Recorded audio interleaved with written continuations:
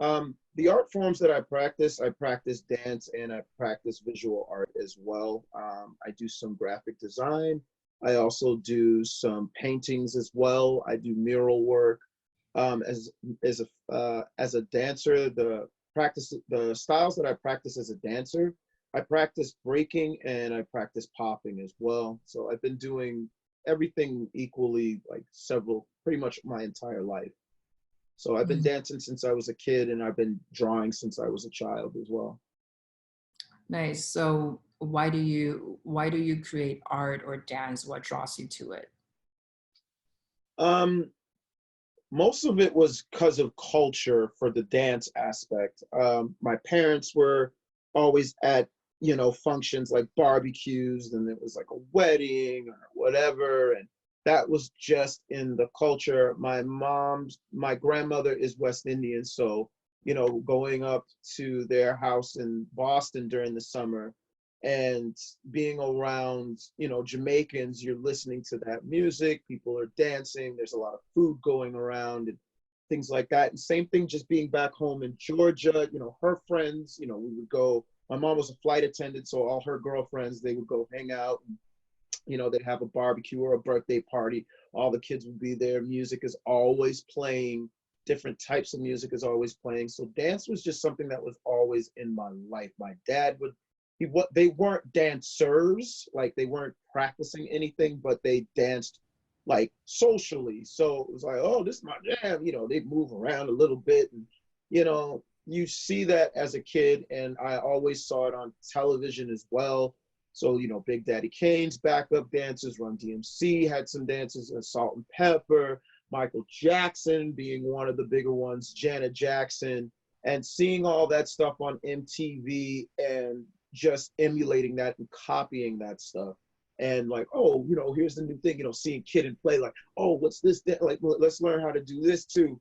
And being like, and I'm talking like I'm little, like I'm 1 or 2 years old, like three. I'm like really little. I'm not like 10, 11, 12. Like, even though I was still doing it at that point in time, same thing. I saw breaking through movies, and I always saw that stuff as a kid, like being young and being like, oh, and then it was always a cultural thing because it was always Black people doing these things.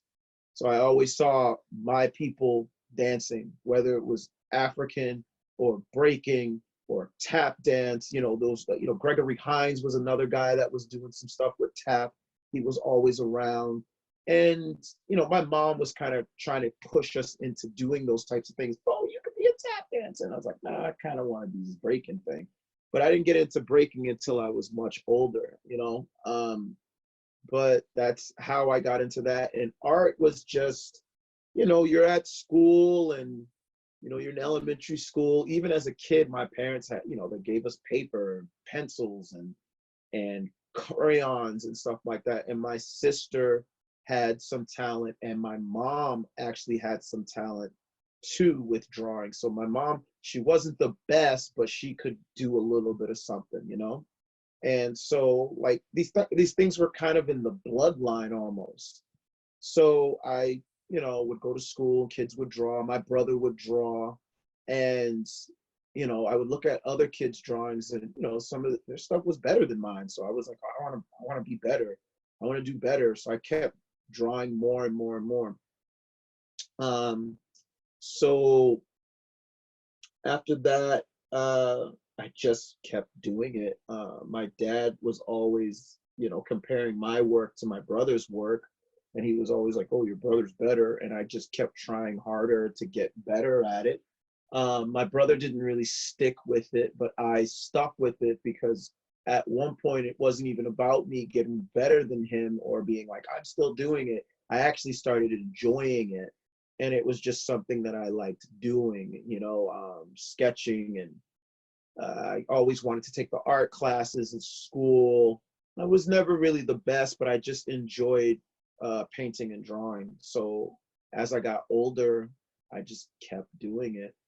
Every time I pick up magazines and try to copy the front cover, trying to copy some of my favorite cartoons, and then started drawing people's faces. Like if I had a photograph I would try to trace their, you know, not trace it, but freehand sketch their face. And that's how I kept, I just kept at it. And then as an adult, you know, first I was at architecture school studying architecture, and then I dropped out and I finished up at an art school across the street at Mass College of Art and Design.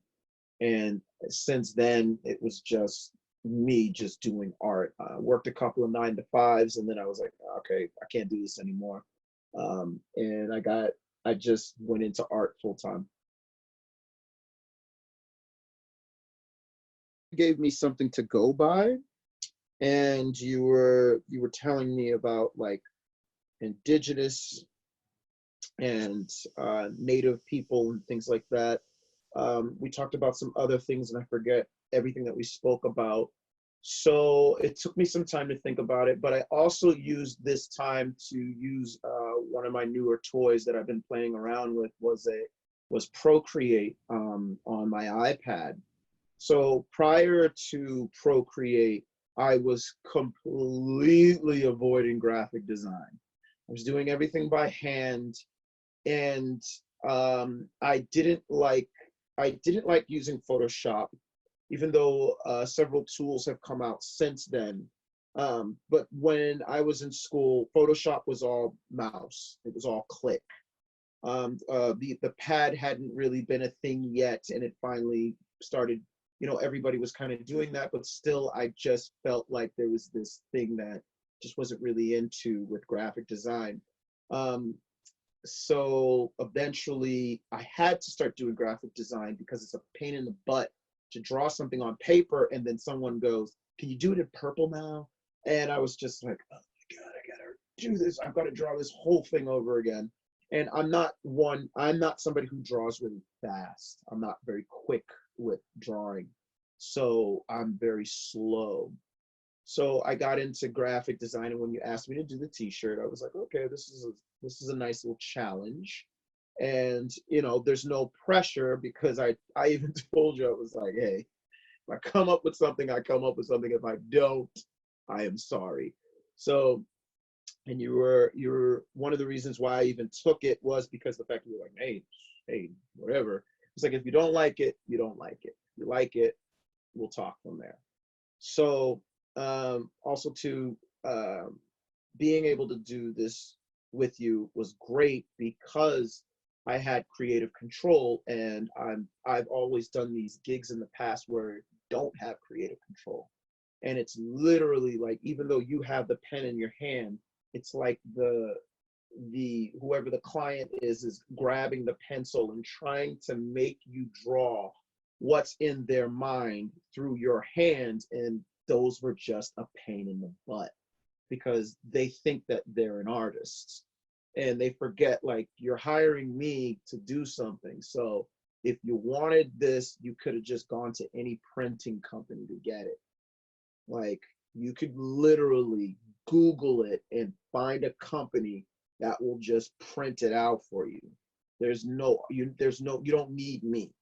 And a lot of people they don't realize that. But the creative, like, just the process in general, I started looking up things of like, the first types of people that came to mind were, because I had just got off a trip from Australia, were the Aborigines.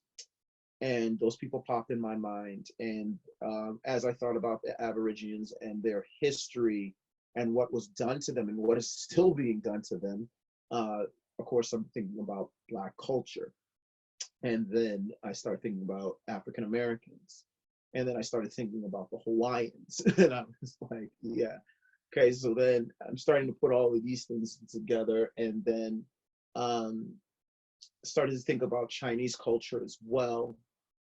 And I'm like, okay, so how can we pull all of this together? So the woman that I created is an African American woman with Native American traits and with representation of Aborigine and Hawaiian culture all in one, and Chinese culture all in one. So my particular style with my art is based off of a lot of emotions and what I feel. or what I've witnessed. So I'm taking that particular style and bringing it into this type of idea as well. So I like faces. I stare at people a lot, so it is kind of creepy. But I'm the type of person that's staring at people not because I'm like, oh my God, look how hideous they are. I'm staring at them because I'm looking at all of their features. And I'm like, oh wow, that guy's got a really big nose, but you know, it sits on their face like this, or their eyes are like this, or they've got a lot of freckles, or and I'm always curious about people's faces. I look at people's faces and look, okay, that's a common face, that's very common, that one's common now, that one's really unique. So I want to draw this face, or I think that face is really beautiful, so I want to draw that person's face, you know. So the image itself was me pulling in all of these ideas into one and seeing how I can create something that was a representation of indigenous people. And how can we squeeze all of that into one image? Some people like it, some people don't like it, they don't get it. It's okay. It's like the task itself was fun. I was able to work, like I said, I got to work with a new toy and working with Procreate and working with my iPad to create this image. And I will say that this is this is the first t-shirt design that I've ever done through graphic design. Everything else has always been done through hand on paper or canvas and then scanned and then printed. This was the first one that I was like, okay, this is my first t-shirt that is a graphic design t-shirt. And this is the graphic that I'm bringing to you. And it wasn't graffiti. Let me say that. I have done graffiti ones with graphic designs, but I've never done one of this scale with this many colors. So usually it's like, we just want the outline, you know, they'll fill in the colors themselves when it comes to graffiti. But this is like, I had to go full on, here you go, here's the color, good luck printing that. You know. So I really enjoyed this project, but it was just layer upon layer of images that I was working with. I had to go look at feathers. I was studying feathers for a while, and like, not like reading books on them, but just looking at the structure of them and all the different types of feathers, and looking at Native American culture and how the feathers represented into their culture, and the Hawaiian culture, and even the Aboriginal culture, and how this thing is like a common thing. And even seeing some of like the feather somewhere in some of the Asian culture wardrobe as well, and then seeing the feather in African culture as well, and what all of this means. And then looking at Native American wardrobe, looking at Hawaiian wardrobe. If you notice the woman, she has a lei around her neck. But then if you look, she has Native American dress for when they're doing their rituals. But yet her skin is very dark as an African American, you know? So yeah, I'm sorry.